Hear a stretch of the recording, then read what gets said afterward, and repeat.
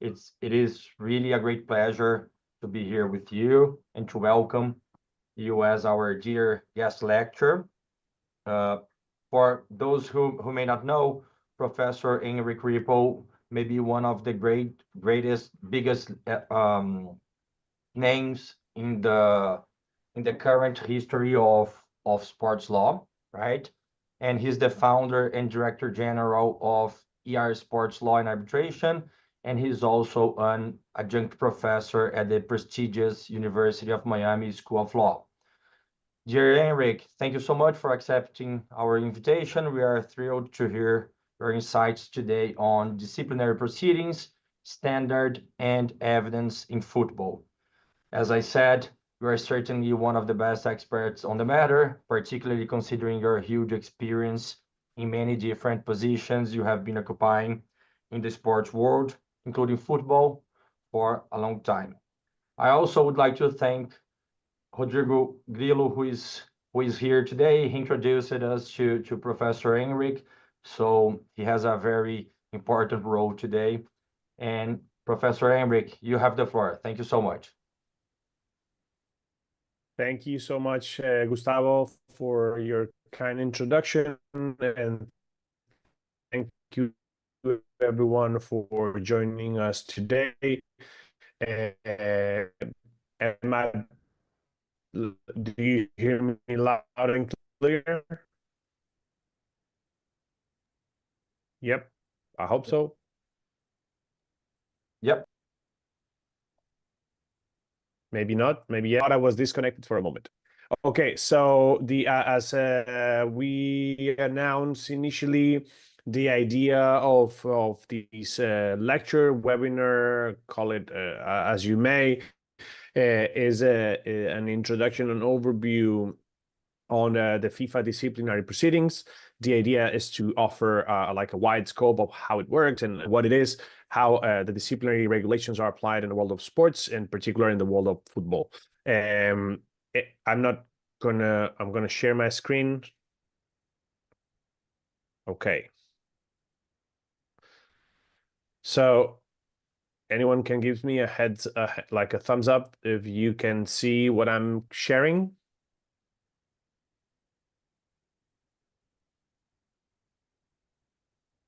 I hope so.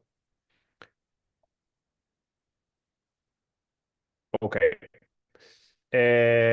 So the idea of this presentation, as I said, is to precisely to explain a little bit the regulations of FIFA and how do they work in the world of sports, how are they applied, etc.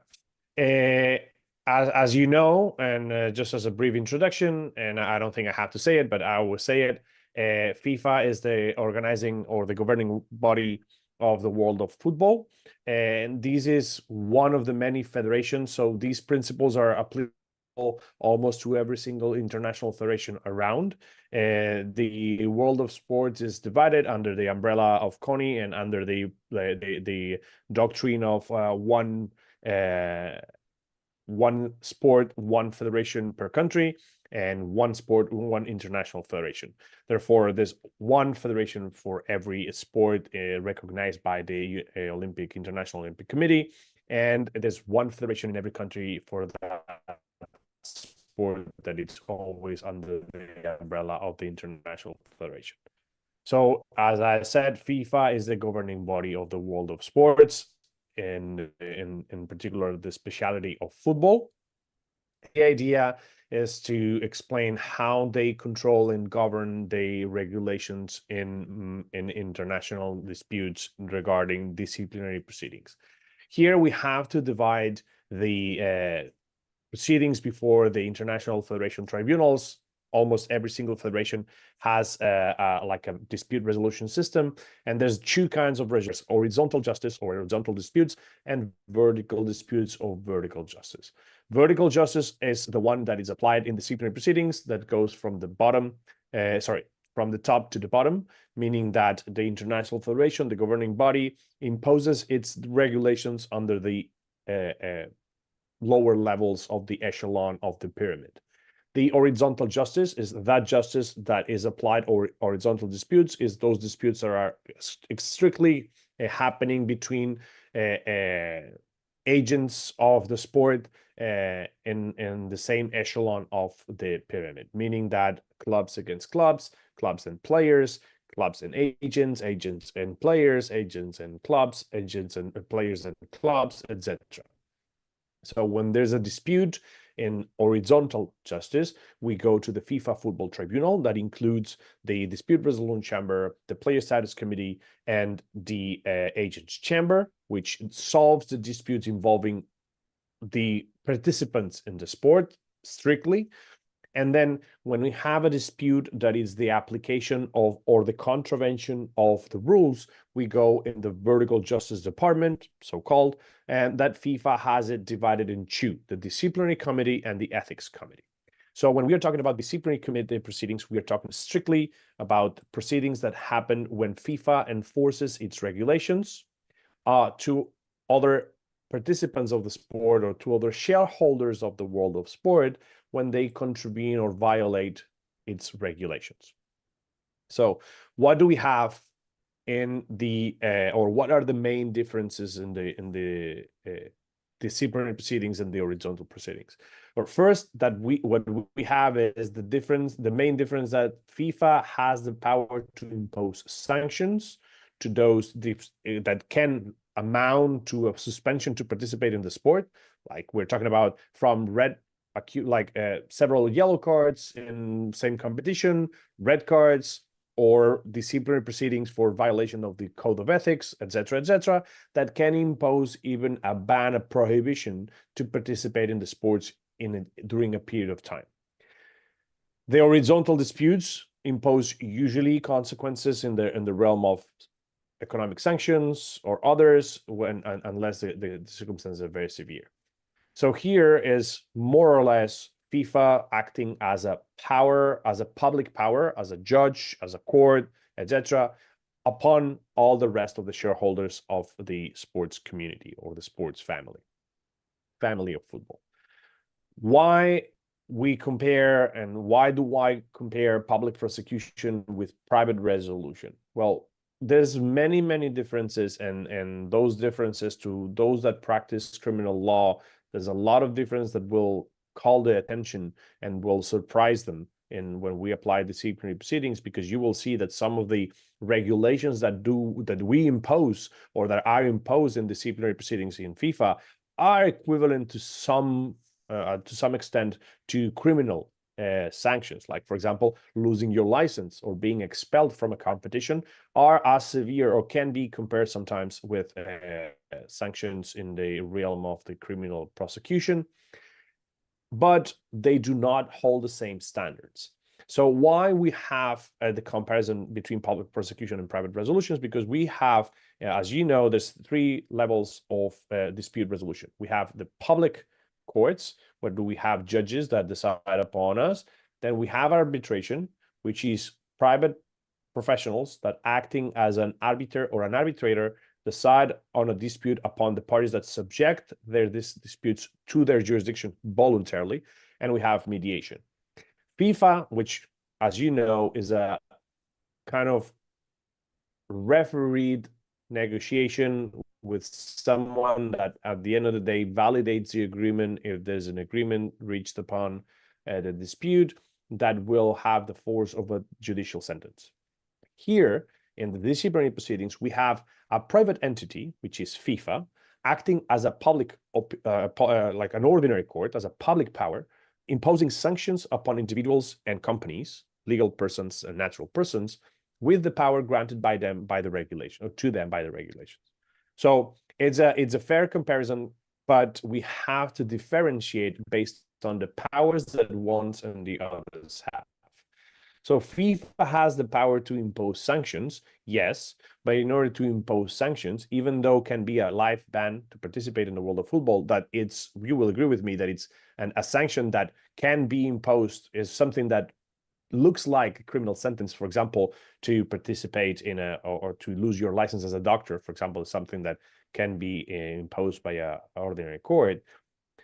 But FIFA judicial system, the disciplinary code, the disciplinary committee that enforces the disciplinary code, etc., does not have the same powers as a public prosecutor or as an ordinary judge. So here we have the differences between public prosecution and private resolution. We have the public prosecution. Obviously, there's countries that like have their own regulations, but in general terms, we have ordinary courts that deal with criminal offenses and civil offenses of a certain nature. They have a recognition almost immediately through international treaties of their validity. So if you have a civil decision from an ordinary court in Brazil, you will be able to enforce it in the United States with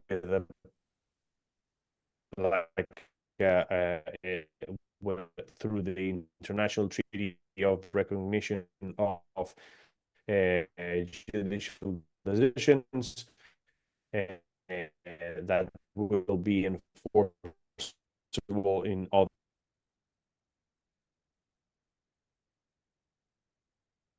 Out.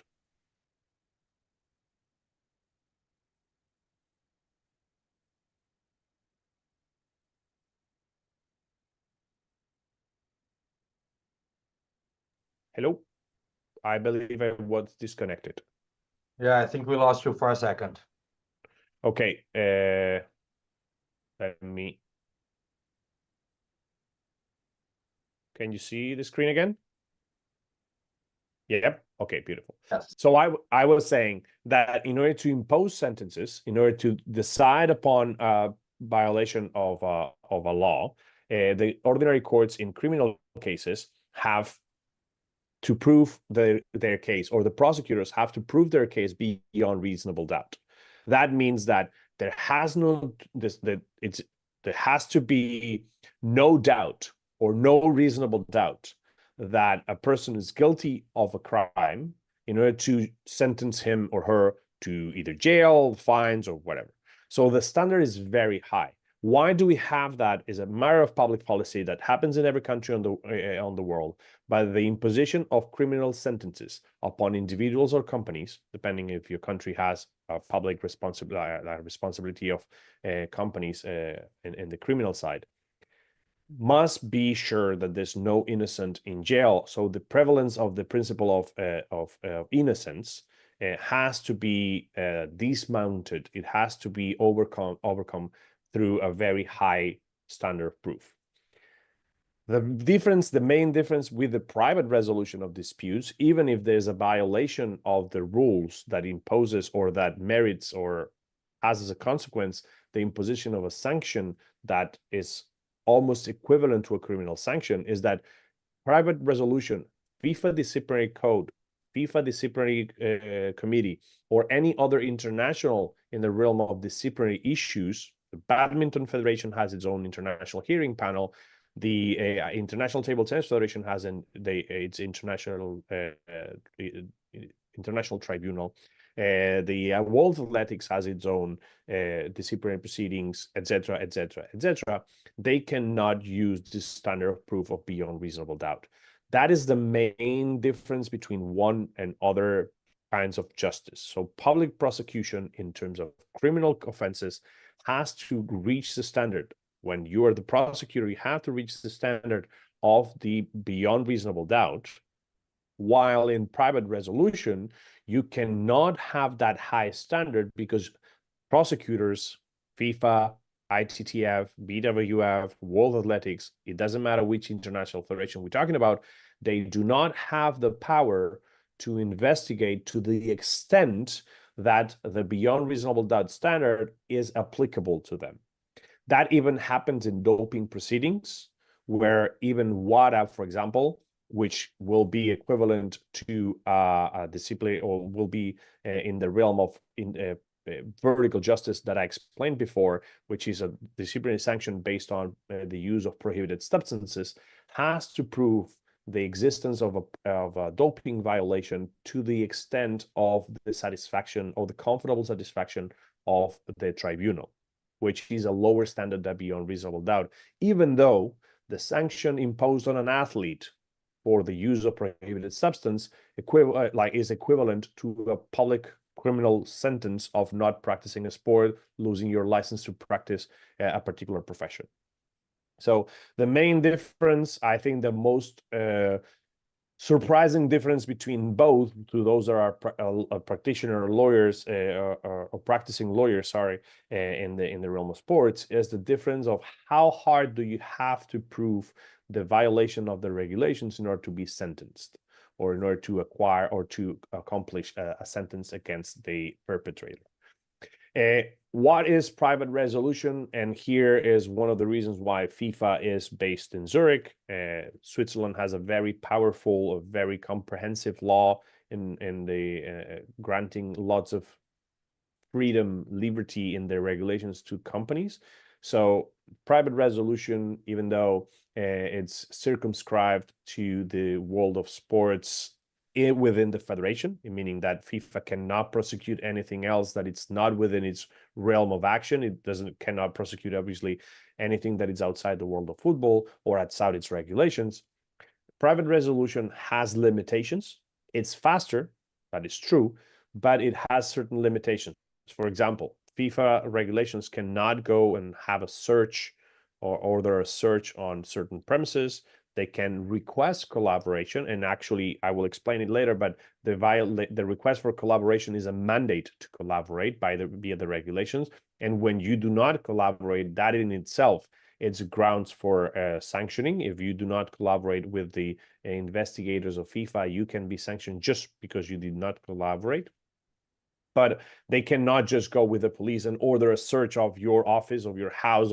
They cannot seize your phone. They can request your phone, but if they don't want to give it, or if an athlete, like an official of a federation, does not want to give you as a federation the phone or the laptop or whichever other device, they do not have the obligation, in the sense that they cannot be seized by the official that is going to investigate. And the consequences are circumscribed to those that are obviously in the regulations of the federation. Basically, that difference in power between an ordinary judge and the FIFA Disciplinary Committee or the FIFA Ethics Committee is the main difference, together with the standard of proof that is applicable to the proceedings. Then obviously there's advantages and there's certain disadvantages. FIFA proceedings, international federations proceedings. I talk a lot about FIFA, not necessarily because it's the best one, but it's the most developed one, and it's probably the one that has the most cases in the world of sports, while other federations do have a system. Sometimes even they outsource that system to other organizations like the ITA, for example, the International Testing Agency, that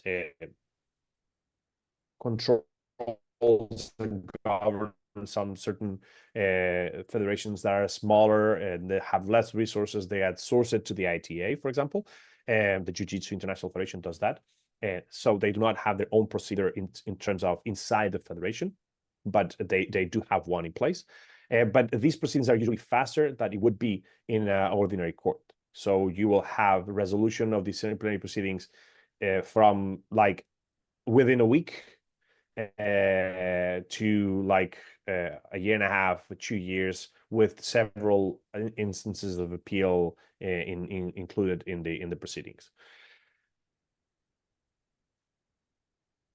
So what is, or how the world of sports, how FIFA manages its FIFA disciplinary proceedings, its own internal proceedings. So FIFA has these proceedings divided in two, within the FIFA disciplinary code and the code of ethics. The code of ethics is very, very specific to certain types of violations that are of a, let's say, of an ethical nature, like, for example, corruption and these kind of things.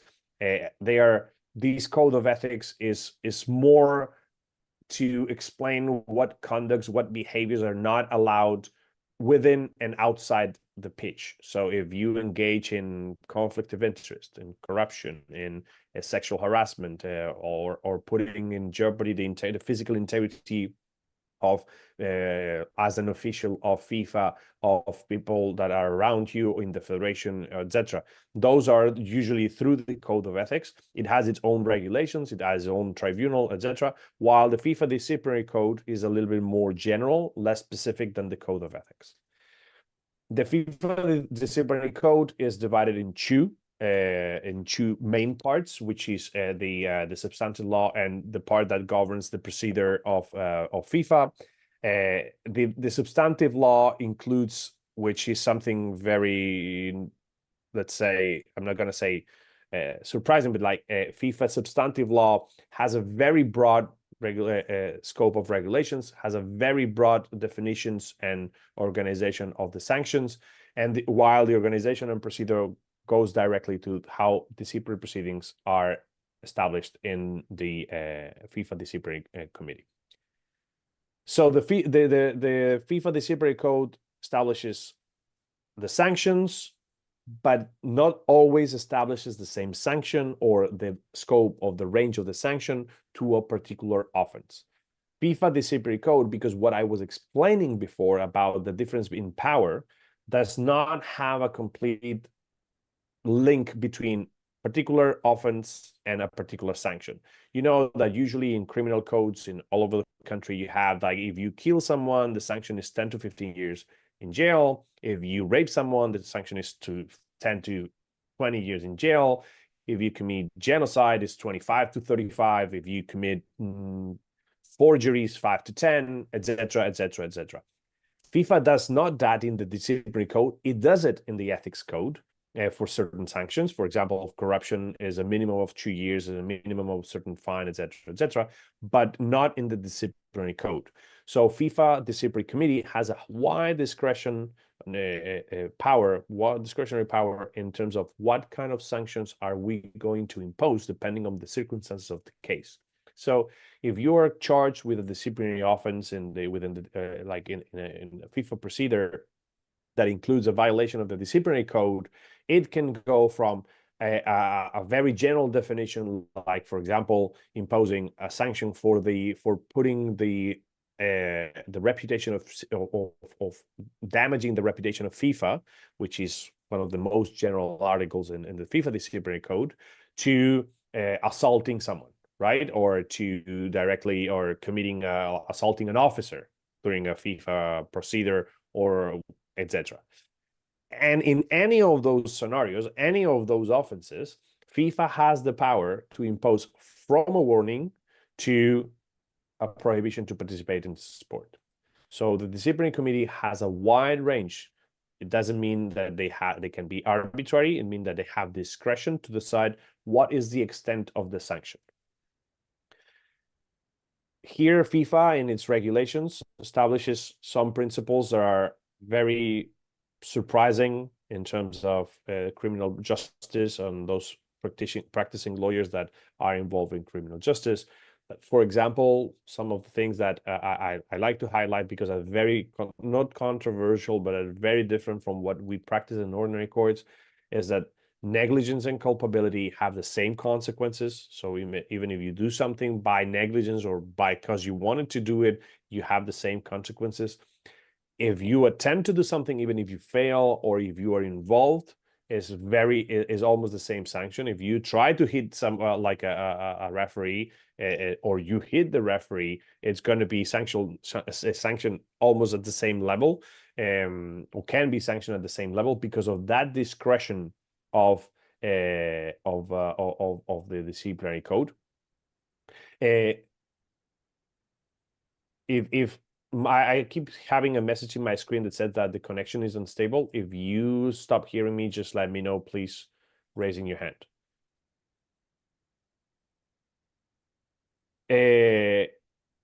FIFA obviously has to divide the proceedings, as I was explaining before, depending on which kind of person is being sanctioned or is being charged with the violation of the disciplinary code. From individuals, where you include coaches, athletes, football players, officials, agents, match agents, etc., etc., to legal persons that can be federations and clubs. For example, you can impose a fine on everyone, but you cannot, for example, impose a relegation to a lower division on an individual, right? You can impose, or you cannot suspend someone for 4 games, or you can, but you cannot suspend a team for 4 games. You can close the stadium of a particular federation if the fans are being misbehaving, but you cannot close a part of the stadium for an individual violation of the regulations. So they have to separate, and they do separate the sanctions depending on who's the person involved. Then we are like the definitions of the sanctions are included in the disciplinary code, from return of awards, where you have the obviously the devolution, like returning any award that has to be has been received by the individual or the club. Transfer ban obviously cannot be imposed on individuals, can be imposed only on clubs, not on federations, because they don't transfer players, but as a main difference. Or, for example, as I was explaining, the rules of how we determine the sanction are very, very easy, but very complicated at the same time, because then you start talking about proportionality and what sanction can be imposed, and what's too much and what's not too much. Here, as I said before, the body deciding, it's the disciplinary code, the ethics committee, the disciplinary committee, the ethics committee, the appeals committee, they have a wide discretion to decide what is the sanction to be imposed. So they decide the scope and the duration. So if they are going to impose a transfer ban, they decide if it's 1, 2, or 3. If they want to impose a sanction, a fine, they decide how much is the fine. If they want to impose a suspension, it's a 4, 3 months, 6 months, 12 months, 1 year. They decide the importance of the sanction. But if it's a temporary decision, or they can be divided in duration, they decide also the duration. They have complete discretion on deciding how much the sanction will be. Here, obviously, the jurisprudence of FIFA and CAS have established that in order to allow this discretion, FIFA, or protect this discretion, FIFA has to justify, cannot be arbitrary, has to justify very well and explain the extent of the sanction, which not always do. And I will explain a couple of cases later, but they are not bound by a limitation on the regulations on the sanctions by the text, by the letter of the law. The general wording, how loose the regulations are, has a specific purpose. Is precisely because we do not have, or the federation does not have, the power to investigate to the extent they need to the violations committed by the perpetrators.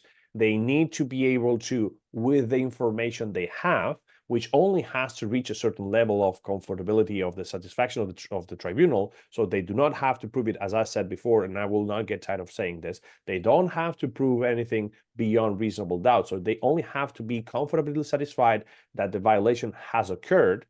They need to be able to determine how much is the sanction and how much it is not. Therefore, they even can limit the prohibition to a certain area. For example, confederations can limit their sanctions to the territory of the confederation. FIFA can say, listen, you cannot participate in any national or international sport. They can extend the sanction worldwide if they want to, or maybe they don't. Usually you cannot have a sine die sanction. So if you have a sanction that is limited in time, for example, a prohibition to ban to register players, that has to be always determined. One thing is they have a wide discretion. They cannot leave it open. They have to determine the beginning and the end of the sanction when there has a temporary component on it. FIFA, for example, like has a wider range of areas of intervention. So they can go from the fans misbehaving in the stands to discriminatory chanting that we have a lot of experience. For example, in Mexico has been sanctioned several times for what is considered by FIFA homophobic chanting by the fans. If you, for example, try to bribe an official or to match fix or fix a match in a competition, proceedings, as I said at the beginning, of doping, where FIFA disciplinary code will be imposed through the FIFA anti-doping rules will be deciding the sanctions. Failure to respect decisions. This is one of the most common sanctions or disciplinary proceedings that FIFA engages in through the window that opens also the FIFA RSTP, where it establishes that if any club or player or agent, any shareholder of the family of football fails to comply with a decision of a FIFA body, would it say the football tribunal or a previous decision from the disciplinary committee, ethics committee, or appeals committee, or a decision on appeal by CAS, it will be disciplinary committees will be initiated for failure to respect the decision, and disciplinary sanctions will be imposed. For example, if you try to you do not comply with the regulations, safety regulations within the club, or like crowd control protocols, etc., responsibilities of the organizer of the host club will be considered a violation of the disciplinary regulations. FIFA establishes that the body in charge of disciplinary regulations is the FIFA Disciplinary Committee that will be initiating, and there's 2 ways that the FIFA Disciplinary Committee can initiate or can hear a case against a legal or natural person.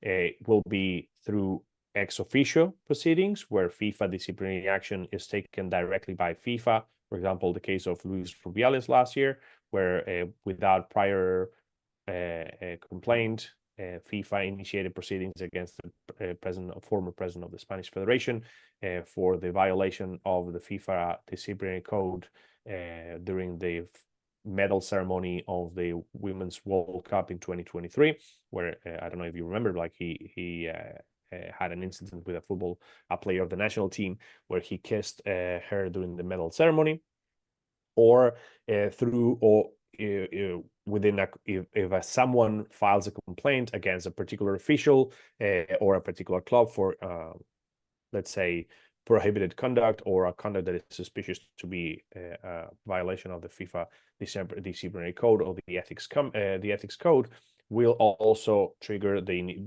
beginning of disciplinary proceedings against that person. If you have any questions, please stop me. It's a lot more interesting when I answer questions than if you just hear me talking. Jose Maria? Well, hi, sir. First of all, good morning. I'm Filomeno Gomes. I'm a member of the Football Supreme Justice Court here in Brazil. I live in Fortaleza, but our court is in Rio de Janeiro. First of all, I congratulate you for being able to present us this brilliant lecture about subjects that are so important for all of us who work with justice and in sports. The great challenge that we have now is how to conciliate the need to investigate and to impose the necessary sanctions much more quickly and much more quickly than the official justice system does. And to transmit to the society and to all people that make sports the feeling that we're making the right thing. Since the needs of action in sports cannot wait the outcome of the official police or even the justice that take much more longer than it's expected in sports. The most boring cases that we have right now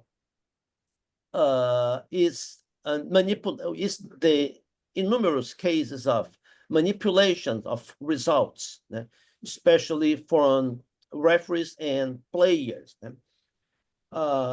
in favor of sports bettings, which are being investigated simultaneously by sports courts and official police. That's a big challenge that we have now, because we need to give an answer to the public, to sports, and we cannot wait to the official, the justice, the police. How do you see that? Well, that's one of the things, for example, that we in the International Table Tennis Federation, of which I am chair of the Integrity Committee, we have to deal with, because the world of sports and the impact of prohibited betting in the world of sports since the development of online betting and online gambling has developed so much in the last years. We have a very serious problem, because it was in 2018, there was a 2017, the International Tennis Federation issued a report. The integrity agency of the International Tennis Federation issued a report on the status of the sport in terms of integrity.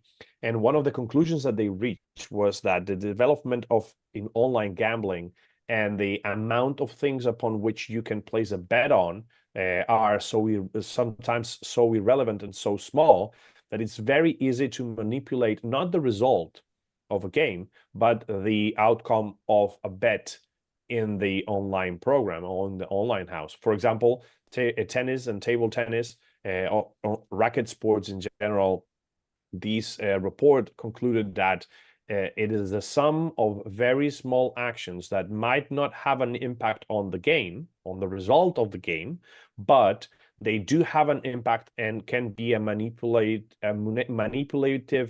tactic towards the betting market to benefit the player. So the mafias are increasing their pressure on players in lower echelons of the chain in order to, or lower links, or the weakest links on the chain, to, for example, you will commit 3 double faults in the first 2 games of the match, or you are going to call for 2 corners in the first 5 minutes of the game. You do not need necessarily to get a red card to manipulate the outcome of the game, but since you can bet on how many corners are going to be in a match, how many corners in the first half of the match or the second half, how many in tennis double faults, or how many I don't know net points are you going to take, or how many first serves are you going to make, etc., etc., etc. So the betting possibilities are so much that even if you are at the end of the game, is like, okay, I'm going to bet that I'm going to get a yellow card in the first 15 minutes. And I just have to go and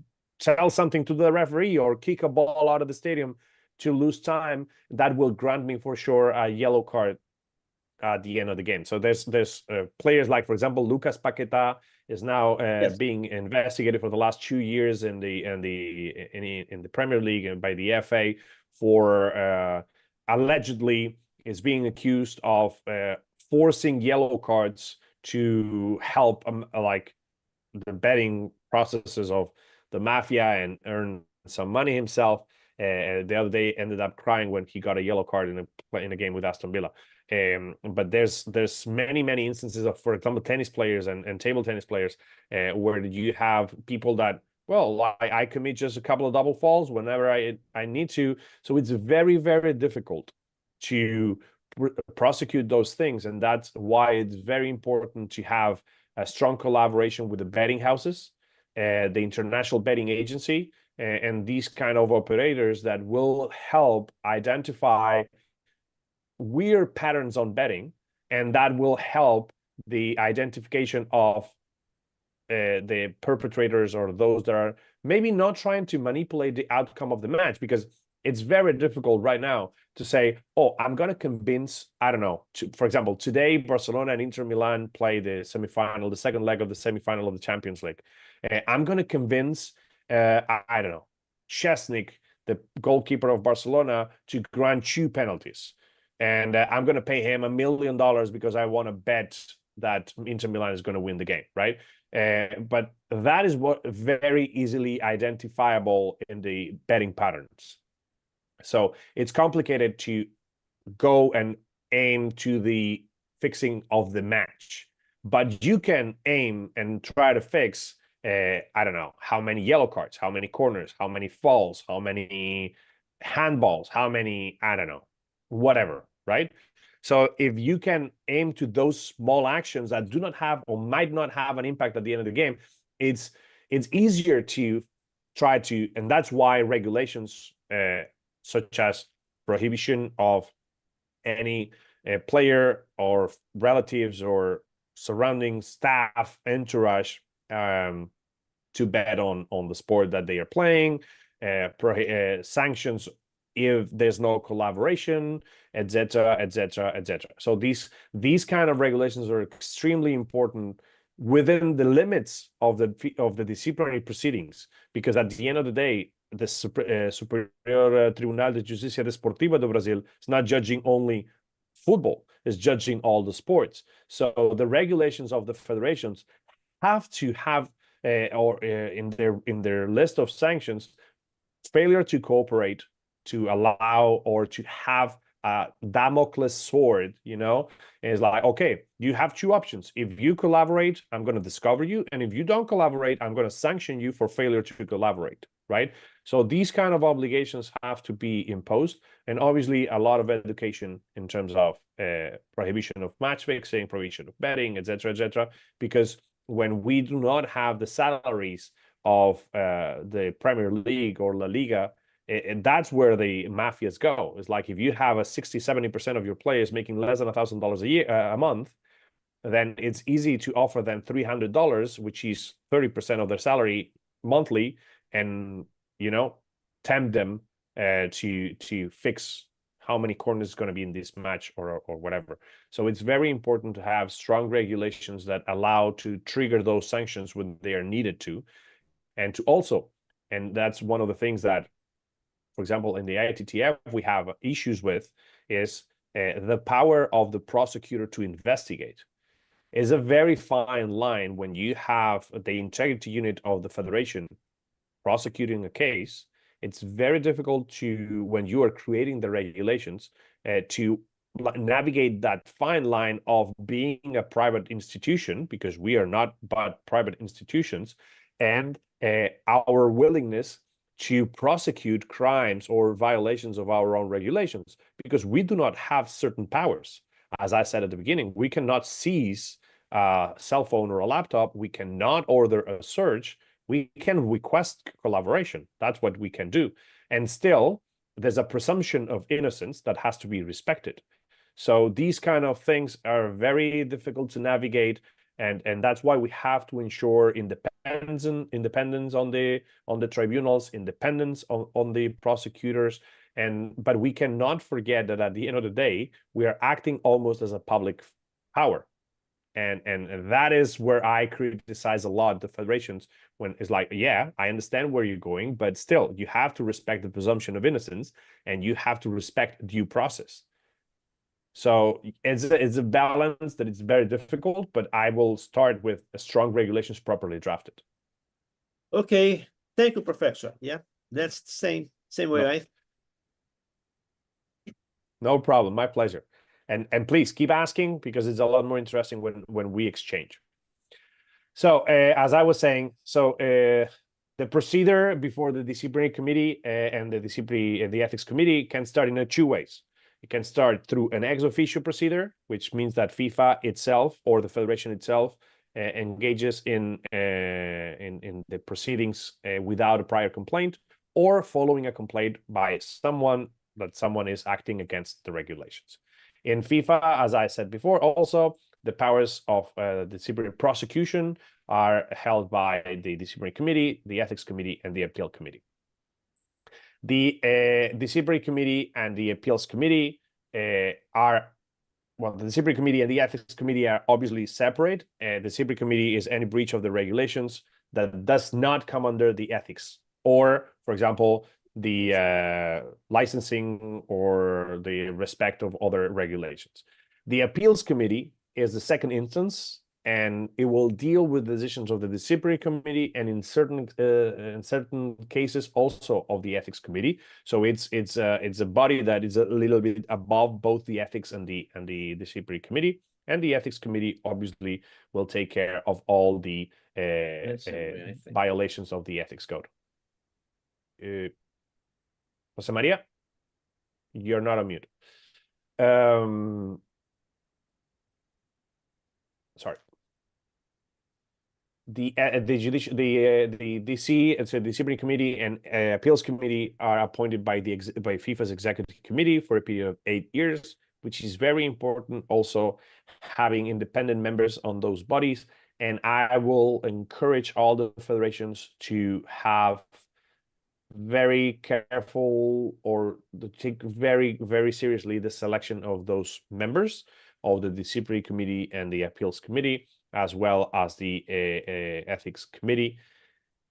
At the end of the day, you cannot have people forever in those charges. So I understand that sometimes you have a good team in the disciplinary committee, the appeals committee, the ethics committee, but it's very important that those individuals that are in charge of deciding these kind of sanctions are like rotating at some point. To be forever in these kind of positions kind of defeats the purpose of independent members of a tribunal. The disciplinary code obviously has to comply with the due process. You have to respect certain rights of the charged person, right to be heard, presumption of innocence, in general, the contentious proceedings, in the sense that if you're charged for someone, you have the right to know who's the accuser, what are the charges, and they have to give you the right to defend yourself. The standard of proof, obviously, when we are talking about disciplinary proceedings, a general principle is that the party that alleges a fact has the responsibility to prove it. Therefore, in disciplinary proceedings, vertical justice instead of horizontal justice, FIFA has always the obligation to prove, or the federation has always the obligation to prove the commission of the violation. So unless FIFA or the federation in general, talking in general, complies or meets that standard, the violation has not been proved. What is the standard when we have disciplinary procedure? As I said, the comfortable satisfaction of the tribunal. Here, there's a catch in the doping proceedings, or two catches in particular. The first one is that the federation, whichever it is, the anti-doping authority, has the obligation to prove the commission of an anti-doping rule violation, which is true, and you have the comfortable satisfaction standard. But not always think when you are in doping proceedings, we always think about the presence of a prohibited substance in the system of an athlete, right? But there's a lot more than that in the anti-doping codes. So you have from tampering to not complying with the anti-doping procedure test, or not showing up for a test, or for like the collection of a sample, or trafficking, possession of prohibited substances, etc., etc. Still, in every single one of them, so it's easy to meet the standard of comfortable satisfaction when you have a lab test that says there's cocaine in the system, right? So basically, unless you are able to contest the proceedings of the laboratory, the comfortable satisfaction is almost automatically met, right? But if you are accusing someone of trafficking, of administering, of tampering with a sample, etc., the standard of comfortable satisfaction is still there. So it's not only a lab result. You need to do a lot more than just saying, oh, he tampered, or he administered a prohibited substance to another athlete. So first is that, the comfortable satisfaction. In the case of doping proceedings, when there's a positive for a prohibited substance, then the burden of proof shifts to the athlete, and they have to prove that, first, how the substance entered into the system, and second, that it was not a voluntary, or it was a negligence or an accident, right? So the burden of proof shifts during the procedure when there's different steps in the chain to prove that someone is guilty. Obviously, if FIFA or the federation has proven to the comfortable satisfaction of the panel that the violation has been committed, then the charged person or entity then has the burden to prove why that has happened and why the fact that they allege that happened really occurred, right? The disciplinary proceedings before FIFA, as I said, can be ex officio or report to FIFA via complaint, and are eminently divided in two main phases. The investigatory phase, where the investigatory personnel, the investigators, the prosecutors, so-called, investigate the charges. They will request the collaboration of the charged person, obviously, and the lack of collaboration, in particular in the football proceedings, it means that they will have the right, and if you do not collaborate, they can issue a sanction or a proposal for a sanction to the disciplinary committee. Then, once the disciplinary investigation has finished, the investigations chamber or the investigations body will issue a recommendation for a sanction to the appropriate body, in this case, to the disciplinary committee. You, as a charged person or a charged entity, during those proceedings, will be able to present allegations of the facts. You will obviously, as I said, you will have to collaborate, but you will be like as a charged person in any other ordinary proceeding. Once the investigations chamber has issued the proper proposal or suggestion for sanction, the disciplinary committee will decide upon that. In this sense, it has to be said that all disciplinary proceedings, usually in sports, at least in first instance, are completely hearingless, in the sense that they are not before the tribunal. It's all on paper, written submissions, written allegations, written suggestions by the investigation chamber or the investigations body. Investigation is not, as we understand, the ordinary proceedings in court. It is true that then when we go to the appeal committee, if the federation has one, FIFA has one, it can be requested to have like an in-person hearing where you can plead the case in front of the judges of the adjudicatory, or in this case, the appeals committee. Once the disciplinary sanction has been imposed in FIFA regulations, and not all the federations do this, but in the FIFA regulations, for a matter of efficiency, all the sanctions, all the decisions issued by disciplinary bodies, all the decisions issued by FIFA jurisdictional or independent bodies are issued without grounds. That means that if you are happy with the decision, if you agree with the decision, you will stop right there, and that's the end of the story. If you are not, and this is very important, you have to request the grounds. So even if you want to rush the appeal, any decision that is issued, since it's without grounds, you will have to wait for the grounds to be issued and notified in order to initiate the appeals proceeding. Why this is important? Because there's one catch here. For example, when there's a fast sanction or a fast request for a provisional measure, provisional measures, in accordance with FIFA regulations, can be issued by the president of the disciplinary committee in cases where, for example, the imposition of justice or the administration of justice can be in jeopardy. For example, if there's a risk of fleeing, if there's a risk of destruction of evidence, if there's a risk of manipulation of witnesses or whatever, if that happens, there will be a provisional measure that can be a suspension, for example, of a president of a federation. That imposition of a provisional suspension will have to be issued with grounds from the moment it is issued. Why? Because the FIFA disciplinary code establishes that any provisional measure that is imposed has to be or will be able to be appealed within 3 days of the notification of the measure.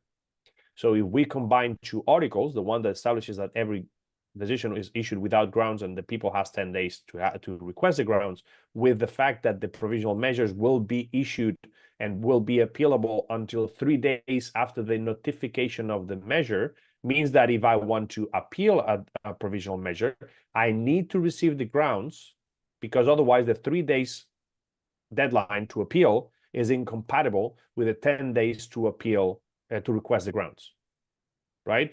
So if I have 3 days to appeal, but then I have 10 days to request the grounds, one deadline is incompatible absolutely with the other one. They cannot overlap, right? So in fast rush decisions, provisional measures need to be issued with grounds in order to be appealable. Any decision can be imposed or notified without grounds unless those. Why? Because obviously if I issue like for example a provisional suspension of 90 days, but at the same time I don't issue the grounds, and then I take 2 months to issue the grounds, which is more or less the time that FIFA takes to issue a set of grounds, then I've been 60 days suspended without a right to appeal. So they have sanctioned me for 60 days without a right to be heard, right? That's, by the way, what happened in the case of 2023 with Luis Rubiales. Disciplinary proceedings are, as I said, in the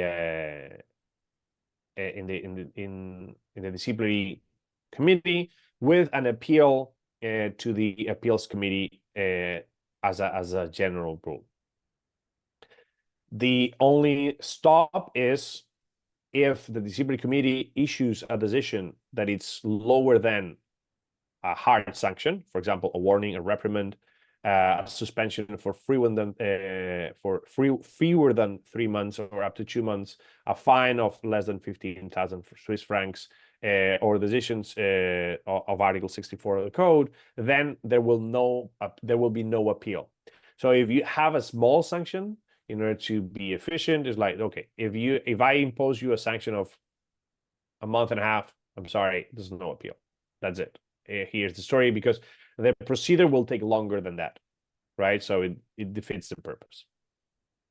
You will have, in this case, apart from the 10 days to request the grounds, then you have several deadlines. So you have to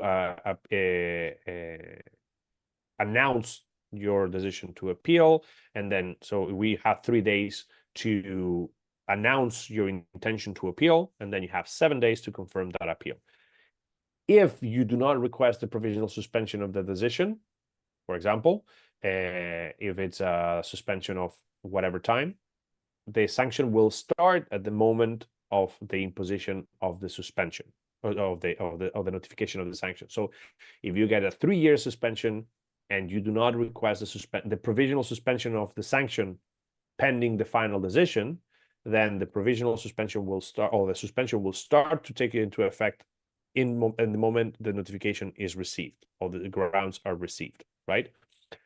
That, of course, if we're talking about disciplinary sanction that includes a payment of a sum of money, a fine, you will not have to pay it until the final decision is reached. There are sometimes, and I said before, where the provisional suspension can be taken or can be imposed. That is the power of the chairman of the judicial body. The president or chairwoman of the judicial body has the power to impose provisional suspension. The appeal will go to the chairman or chairwoman of the appeals committee.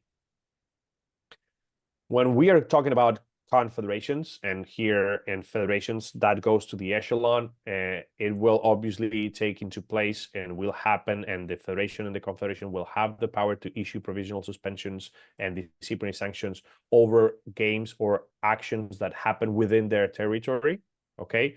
And in cases of ethics, if the federation or the confederation does not act, FIFA has a provision in the regulations that is, if ethics violation has occurred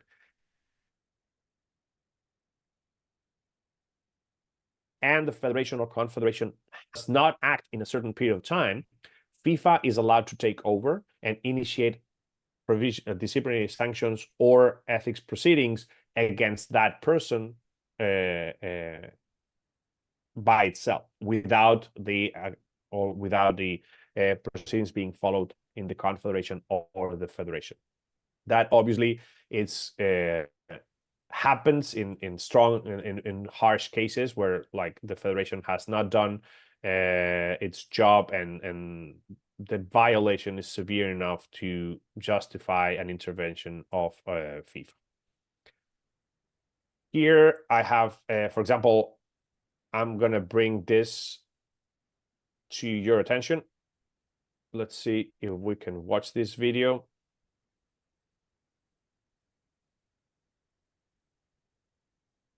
I don't know. Do you see this, the new screen, or you still see here? I'm just seeing the links. You still only see the links. I'm gonna see the Yes. here. There you go. But I don't know why. I think now it's okay. Okay. Charging. Okay. Yeah, I don't know why. There we go.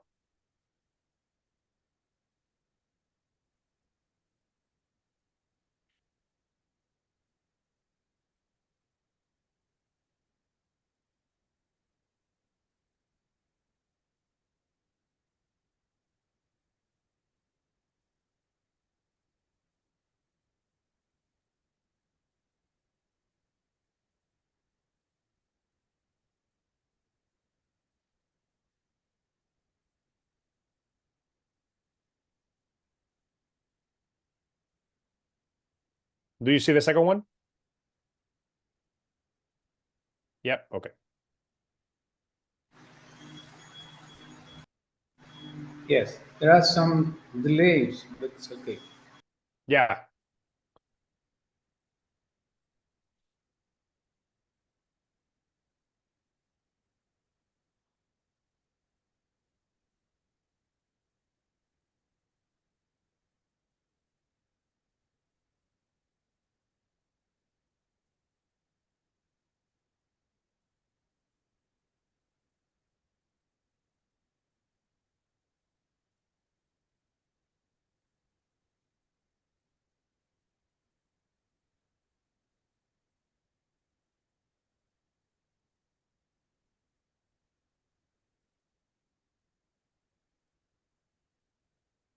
Do you see that frame there?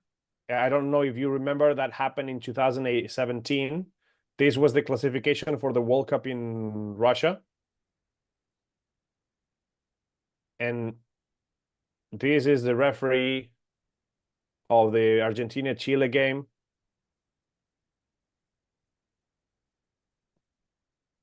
And these images were used by FIFA to issue a sanction on Leo Messi for, it was a 4-year suspension. Sorry, 4 match suspension for insulting a referee. This was the perfect example of a sanction issued ex officio. This game was on a Saturday, and the referee was requested by FIFA itself directly new account of the facts and or an account of the facts. And on Monday, the referee requested the reply to FIFA saying that Leo Messi had said la la la, and that he did not know what he said. And then FIFA, this was on Tuesday, issued a 4-match suspension against Leo Messi and a $10,000 or 10,000 Swiss francs fine on the player.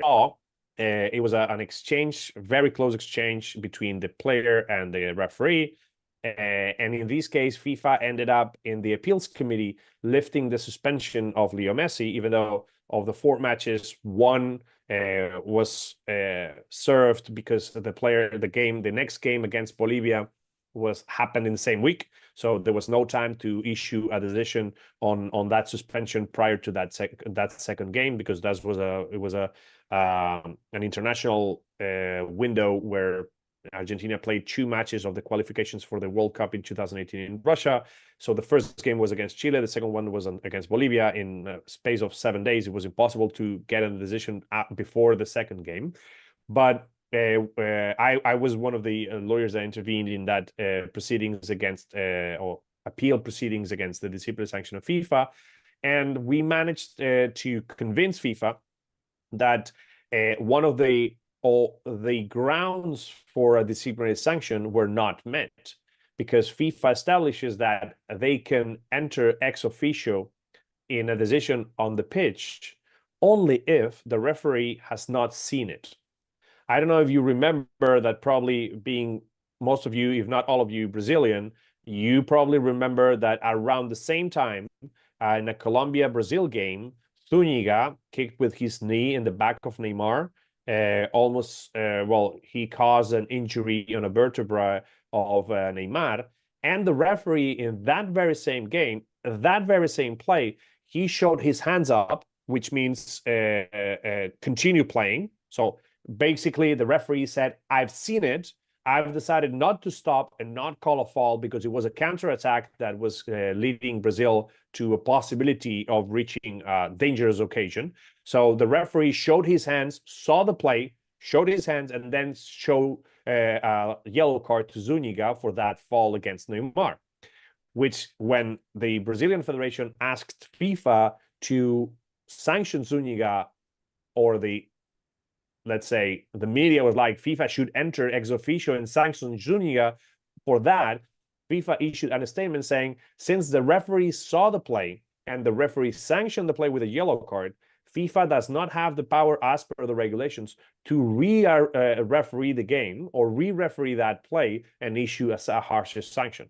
In the game of Neymar, in the game, as difference in this circumstance that I showed the video on Messi, the referee, in his account of facts, said, listen, I didn't know what he said, so I did not understand. So FIFA said, well, since the referee did not know and did not understand, we understand there's not a sanction by the referee, so it's not a re-refereeing of the decision.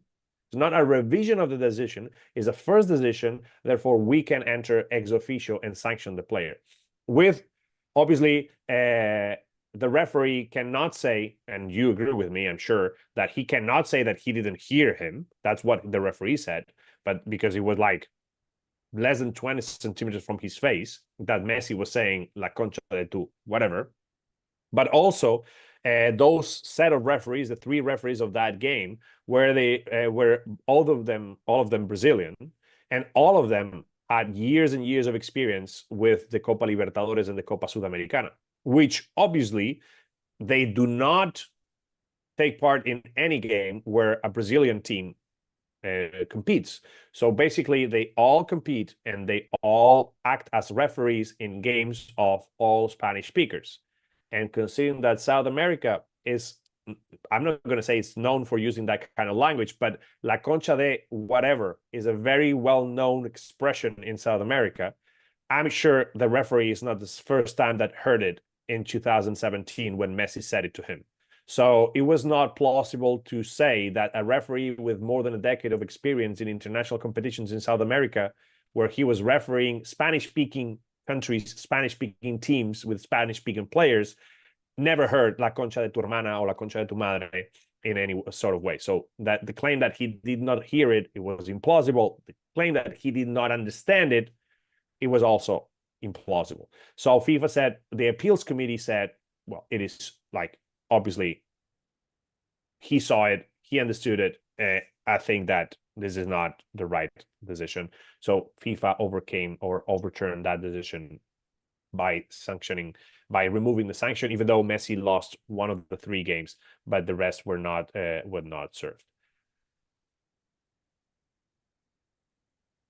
For example, if we go other place where I don't know if you remember these other game, probably yes. This happened during the World Cup in Brazil, where a player known as Luis Suarez decided to beat another player called Chiellini in the shoulder during a brawl in the area of Italy. And FIFA, because the referee did not see it, again, ended up sanctioning Luis Suarez with a 4-month suspension. Obviously entered up in CAS, and all the video cameras were shown, etc., etc. But that was one of the instances where obviously FIFA can enter again because the referee did not see it. So everything that happens in the pitch is the responsibility of the referee. But if the referee doesn't see it, for whatever reason, then FIFA can enter ex officio if the actions amount to a violation of the disciplinary regulations. Again, for example, here in the Montenegro v. Russia, also, I don't know why the videos are not available. Here, the same thing. The actions in the stands, all this can be sanctioned by FIFA, by the confederations, by the federations, can be sanctioned. I remember there was one game, a very particular game in 2000, I think this was 2017, 2016, where Roma and Liverpool were playing in Rome, in Liverpool, and fans of Roma were being beaten up in Liverpool by Liverpool fans on the streets. So there's like a time and place where the organizations can establish in their regulations, okay, if there's a 1 week before someone wearing the Roma shirt is beaten up by someone wearing the Liverpool shirt, that's okay. It's as a matter of the police, right? But if the day of the game, in the surroundings of the stadium, fans from one team fight with fans of the other team, depending on the circumstances, either once or both can be sanctioned for not behaving properly during the dispute of the competition.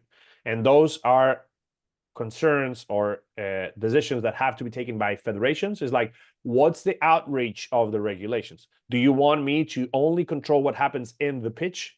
Do you want me to exceed a little bit and go beyond what happens in the pitch? So, for example, can I go and I remember Sporting Lisbon suffered an attack from the hooligans of his own team in the training facility. But imagine, instead of the hooligans of his own team, are the hooligans from Porto or from Benfica that go to the training facilities of another team and attack them. Like, well, at the end of the day, the regulations have to be set in a manner that if your fans are committing these kind of things, you have a strict liability upon that behavior. And as a club, as a federation, etc., you will be sanctioned if that happens.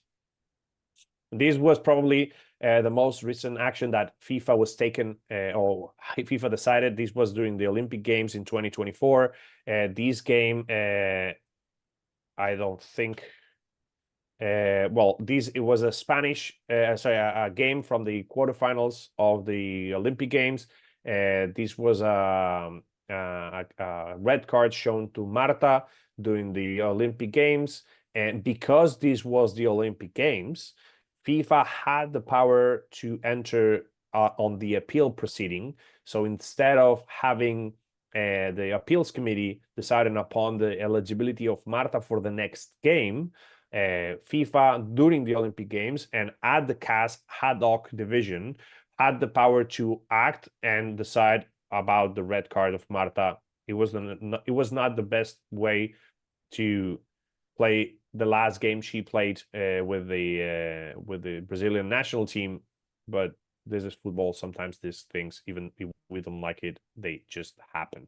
But this is also another way to express the regulations. In these very same Olympic Games, FIFA had to enter in probably one of the most bizarre decisions that they had to reach when the Canadian scout, using a drone, started surveilling the training facilities of the other teams participating in the Olympic Games. He was caught, and the national team was sanctioned. Canadian national team was sanctioned with a deduction of 6 points and a harsh fine, and a prohibition for the national coach to participate in I think it was for 4 or 6 months, because it was under her surveillance or her power or her influence, for trying to espionage or spy on the rivals of the group stage during the Olympic Games. So those kind of actions also fall within the disciplinary code, precisely because that wide scope, wide over, or like loose language that exists in the disciplinary regulations. One of the probably biggest scandals in FIFA was the FIFA Gate in 2015. That also shifted a lot of the power and the regulations of FIFA post 2015. These was a proceedings conducted here in the United States with the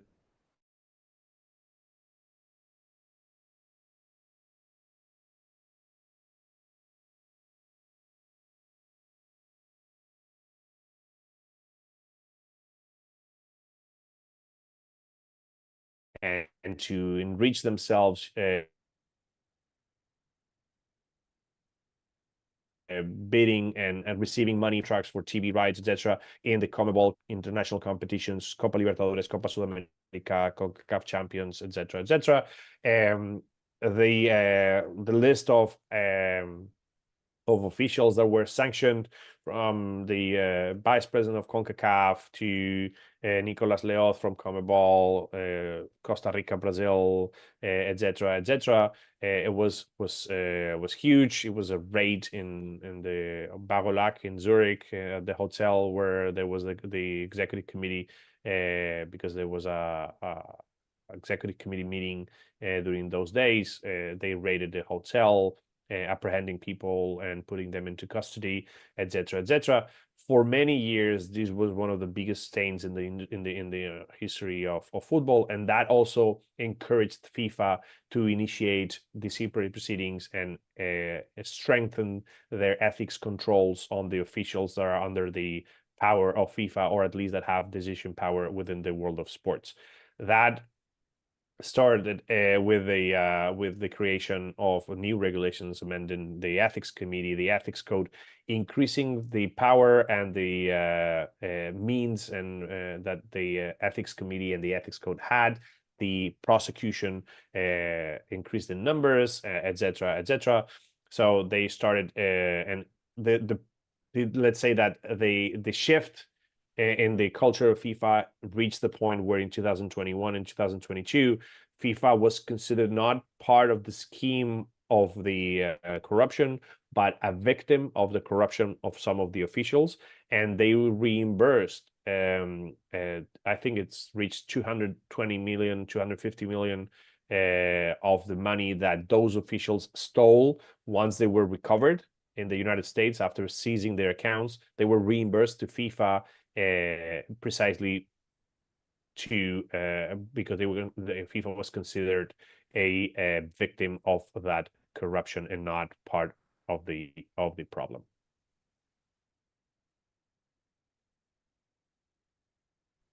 Here in the last thing, we're trying to tackle abuse and sexual harassment around the world, including, for example, federations from the Afghan president Karimudin, where for many years abused female players and officials of the Afghan Federation.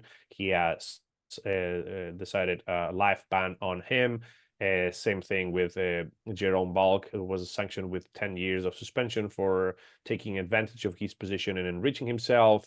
Again, this is part of this relatively young movement against sexual harassment and abuse of power within the international federations from 2015, 2016 around.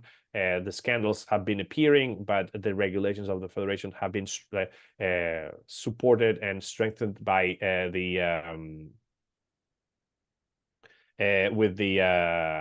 with the regulations and the prosecutors. I think that more or less around this time is when international federations, apart from FIFA, started to create their own internal bodies to strengthen the protection against this kind of scandals, because nobody wants to be in the wrong end of this stick.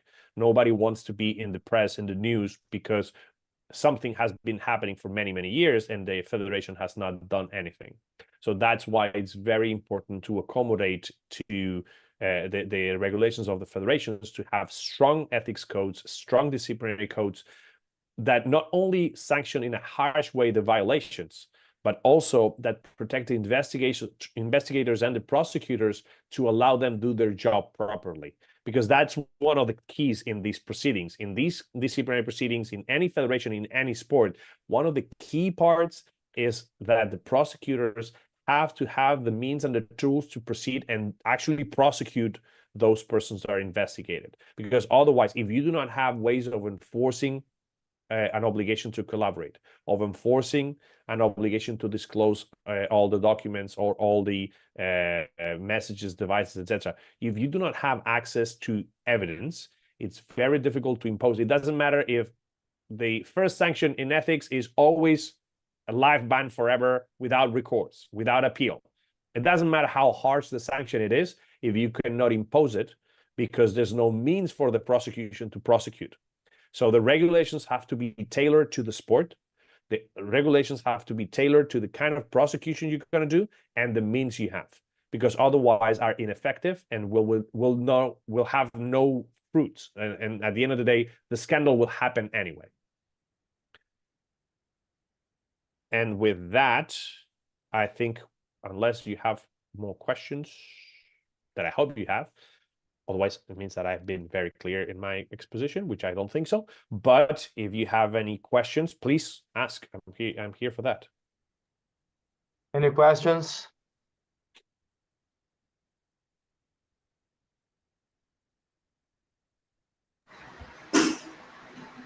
Please, Lisandra.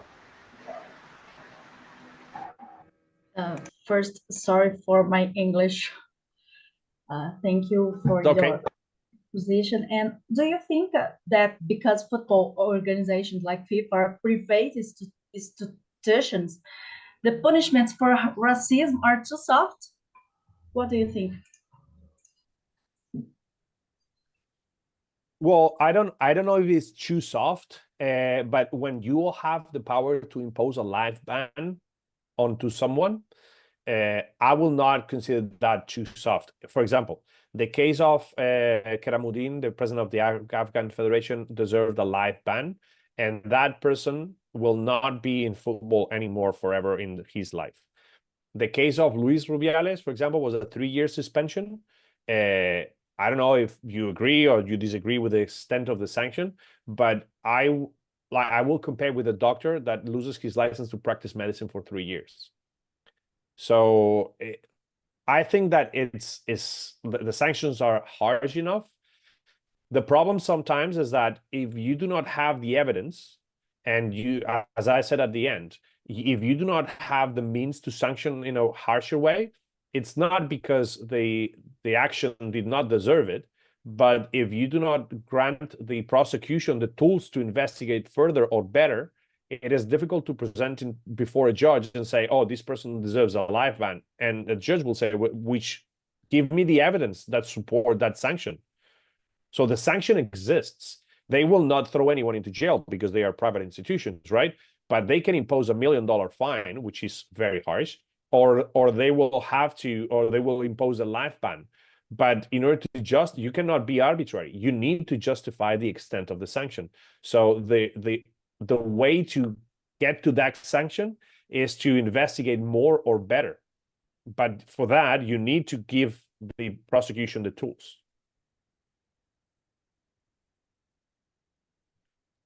Anyone else?